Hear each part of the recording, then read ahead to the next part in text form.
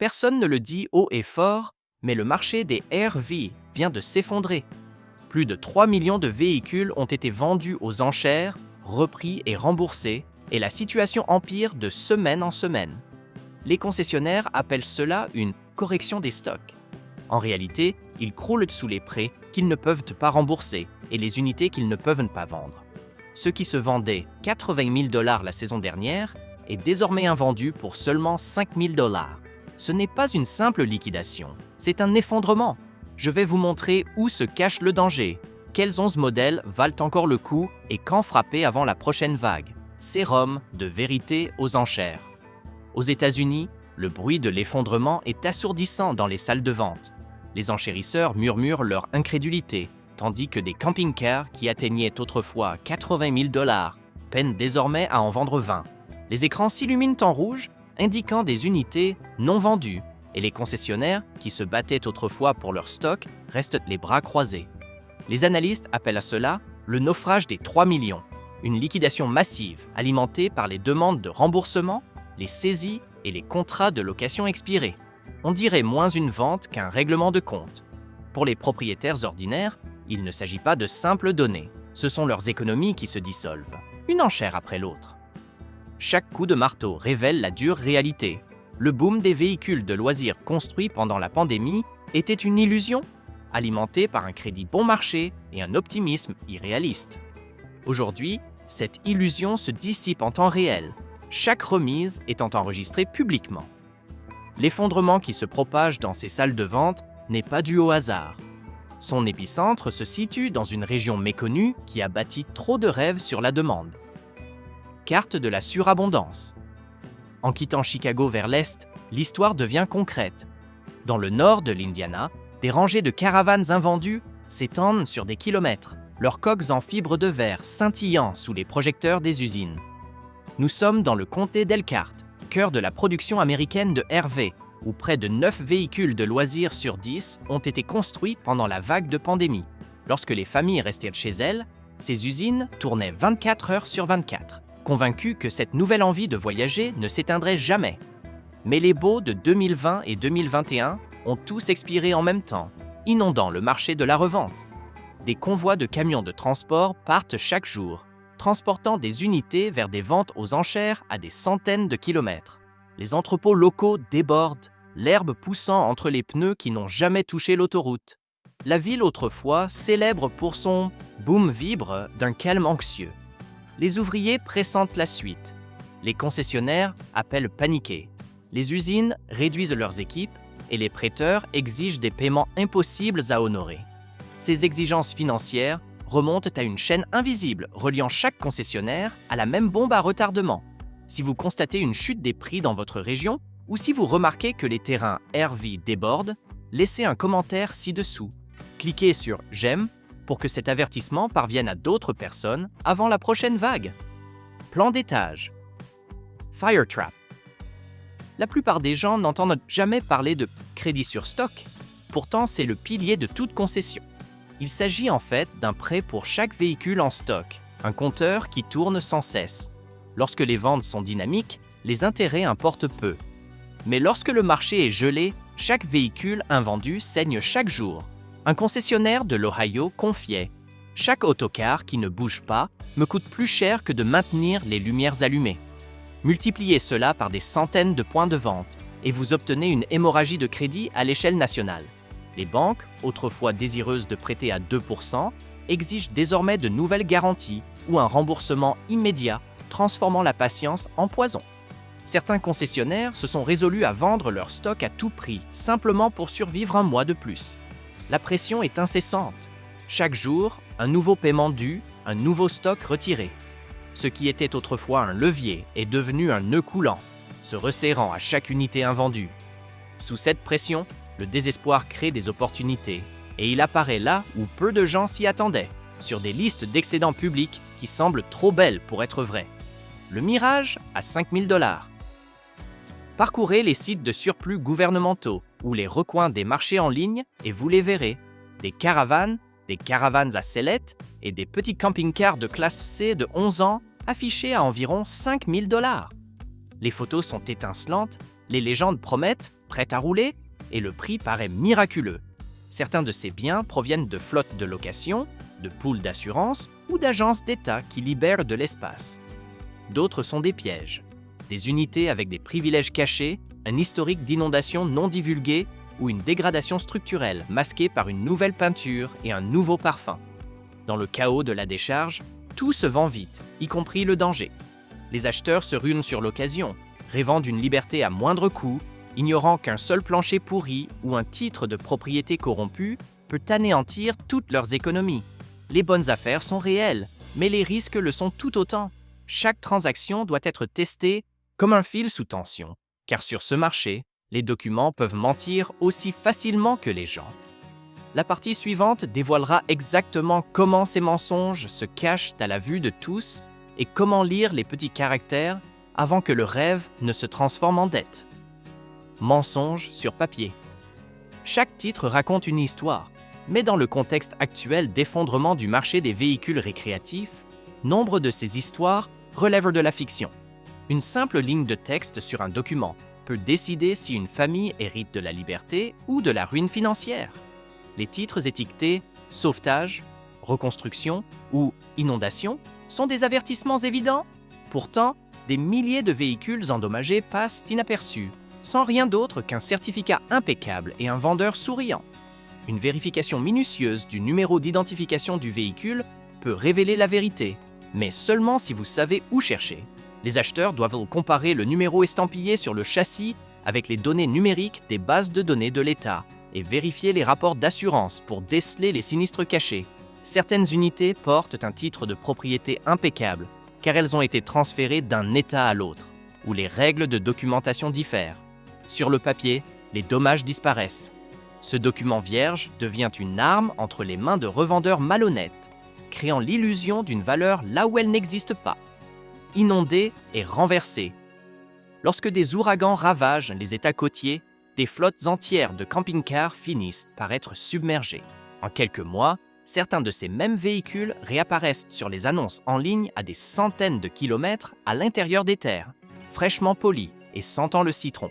Ce sont les camping-cars délavés et retournés, les morts-vivants du monde de la revente. Les panneaux extérieurs semblent intacts, mais derrière eux, la corrosion se propage silencieusement à travers les câbles, les conduites de frein et les cadres métalliques. Vous pouvez les repérer grâce à 2 simples tests sensoriels. Premièrement, suivez votre odorat. Même les désodorisants les plus puissants ne peuvent masquer la légère odeur aigre d'humidité et de moisissure emprisonnée. Deuxièmement, écoutez le craquement de la pourriture sèche lorsque vous appuyez sur les joints des fenêtres ou que vous marchez sur un sol souple. C'est le bruit de la structure qui se désintègre. Le danger n'est pas esthétique, il est électrique et structurel. Un court-circuit ou une défaillance d'essieu peut ruiner un voyage avant même qu'il ne commence. Et même si vous parvenez à éviter les dommages physiques, le champ de mine financier qui vous attend dans les petits caractères peut être tout aussi coûteux. Choc des frais. Cet irrésistible RV à 5 000 $ aux enchères finit rarement par coûter 5 000 $. Sous l'enchère se cache une montagne de frais qui ruine discrètement la transaction.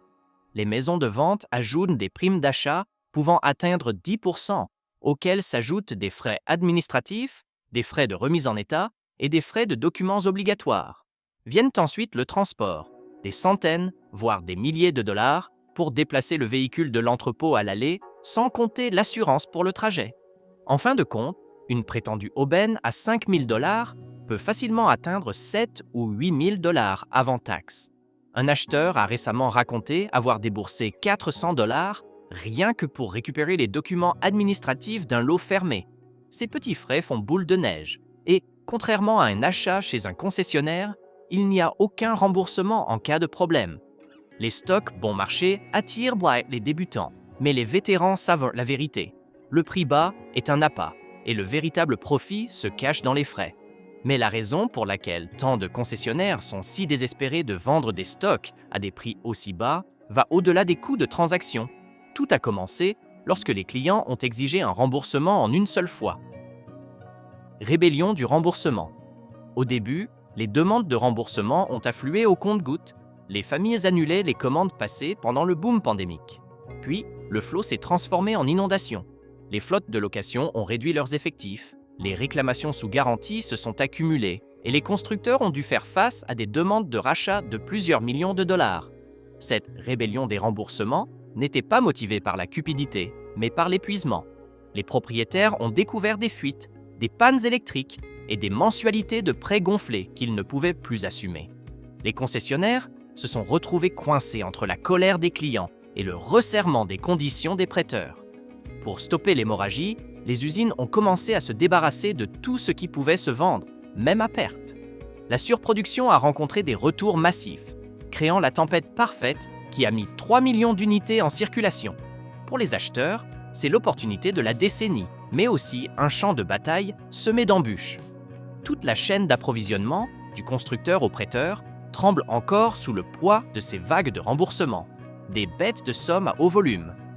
Lorsqu'il était question de la chute du RV, certains noms reviennent sans cesse sur les listes de vente aux enchères, Keystone Springdale, J-Flight et les jumeaux Salem ou Wildwood de Forest River. Ces modèles ont autrefois alimenté l'essor de la pandémie. Les usines les produisaient par dizaines de milliers, pariant que chaque famille souhaitait le même plan et la même gamme de prix. Aujourd'hui, cette popularité même les a transformés en victimes. Face à l'abondance d'unités identiques qui inondent les lots, les concessionnaires cassent les prix pour écouler le volume, ce qui fait grimper les prix au sous-sol. Pourtant, pour les acheteurs prudents, ces véhicules de travail à haut rendement peuvent encore valoir de l'or.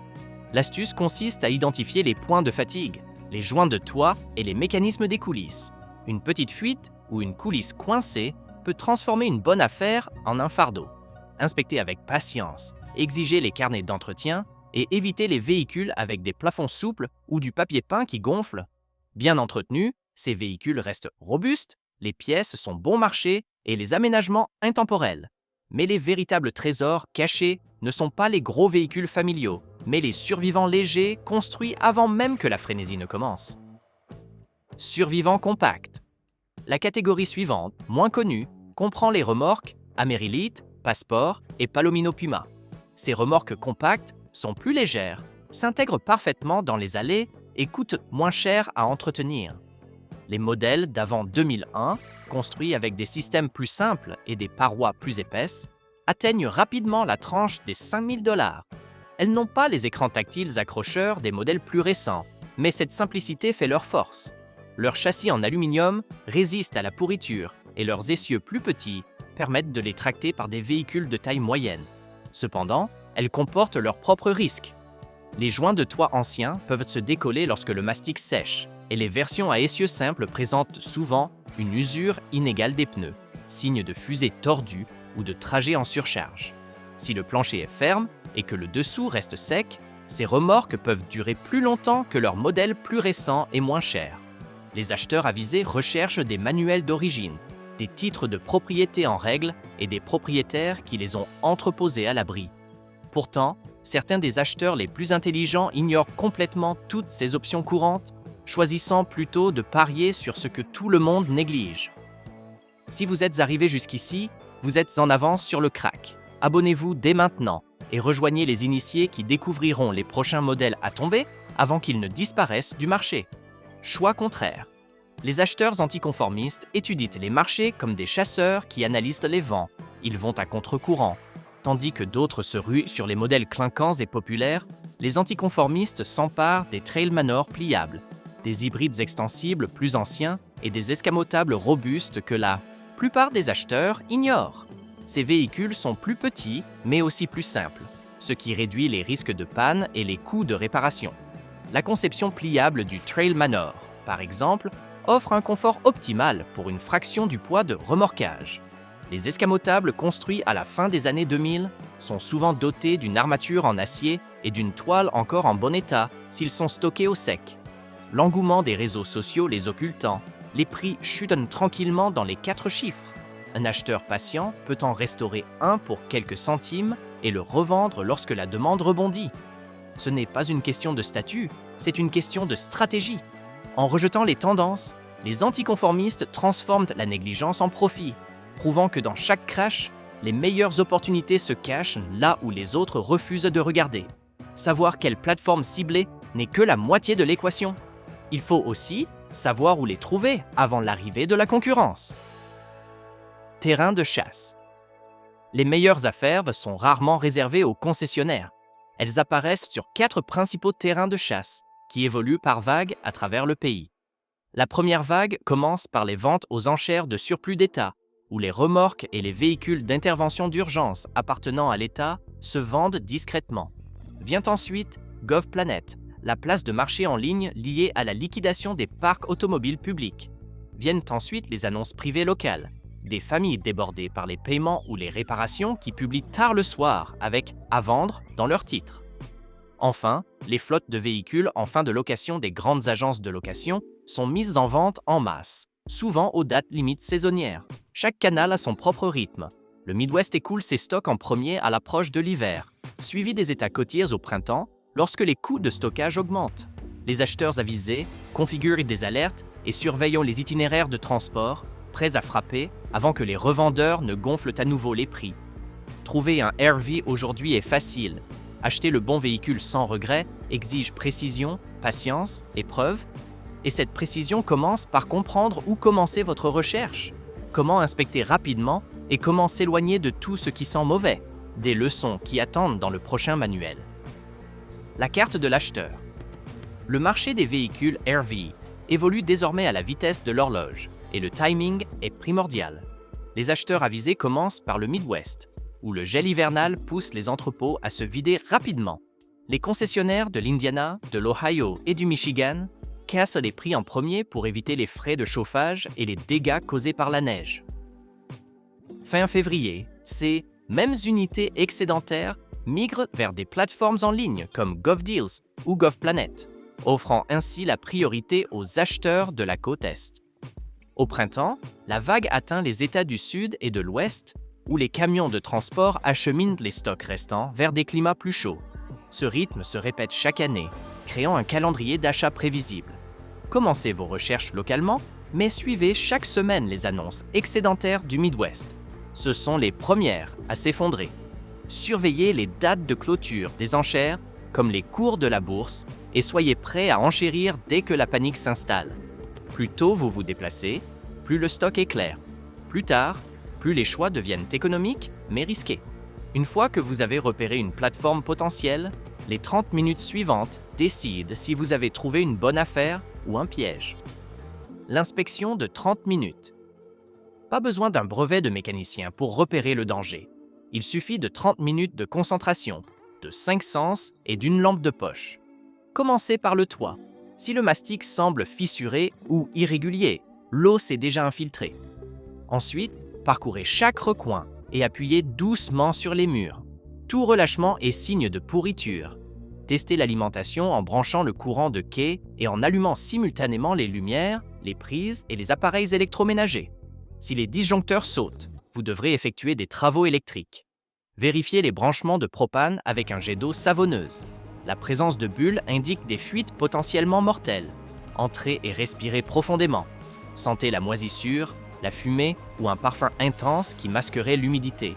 Un humidimètre de base coûte moins de 30 $ et peut révéler une saturation cachée derrière les panneaux. Enfin, rampez sous la charpente et vérifiez la présence de rouille autour des supports de ressort ou des soudures. Si tout est en ordre, félicitations!